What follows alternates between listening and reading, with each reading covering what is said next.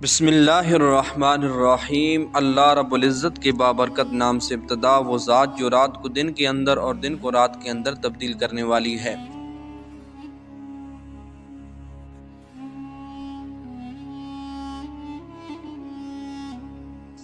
سبھی ناظرین کو چشتی وائس چینل میں دل کی اتھا گہرائیوں سے خوش آمدید۔ کیسے ہیں آپ سب؟ امید ہے سب خیر و عافیت سے ہوں گے۔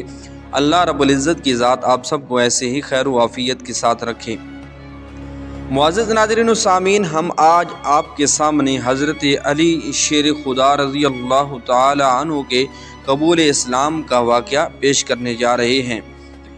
حضرت سیدنا علی المرتضیٰ رضی اللہ تعالی عنہ کے قبول اسلام کے بارے میں مروی ہے کہ حضرت سیدنا علی المرتضیٰ رضی اللہ تعالی عنہ چونکہ حضور نبی کریم صلی اللہ علیہ وآلہ وسلم کے زیر سایہ پرورش پا رہے تھے، اس لیے آپ صلی اللہ علیہ وآلہ وسلم نے جب حضور نبی کریم صلی اللہ علیہ وآلہ وسلم اور ام المؤمنین حضرت سیدہ خدیجہ الکبریٰ رضی اللہ تعالی عنہ کو عبادت میں مصروف دیکھا تو حضور اکرم صلی اللہ علیہ وآلہ وسلم سے دریافت کیا کہ آپ صلی اللہ علیہ وآلہ وسلم یہ کیا کر رہے ہیں؟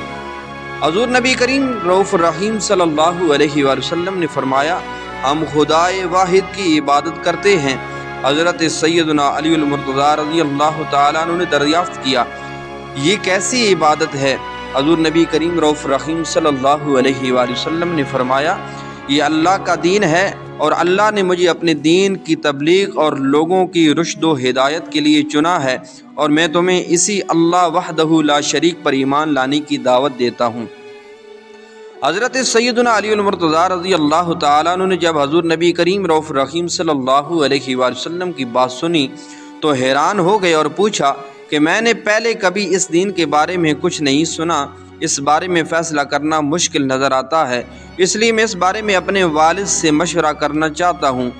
حضور نبی کریم رؤوف الرحیم صلی اللہ علیہ وآلہ وسلم نے فرمایا، علی، تمہیں اس بات کا حق حاصل ہے، لیکن ابھی تم اس بات کا ذکر کسی اور شخص سے نہ کرنا۔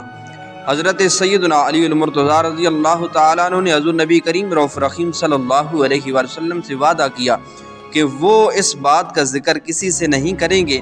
چنانچہ اس رات جب حضرت سیدنا علی المرتضیٰ رضی اللہ تعالیٰ عنہ سونے کے لیے لیٹے تو اس بات پر غور کرتے ہوئے سو گئے۔ تعالیٰ نے آپ رضی اللہ تعالیٰ عنہ کے قلب کو روشنی عطا فرمائی اور آپ رضی اللہ تعالیٰ عنہ نے اپنے والد بزرگوار سے مشورہ کیے بغیر اگلے روز حضور نبی کریم رؤوف الرحیم صلی اللہ علیہ وآلہ وسلم کی خدمت اقدس میں حاضر ہو کر ان سے عرض کیا کہ مجھے دار اسلام میں داخل فرما لیں۔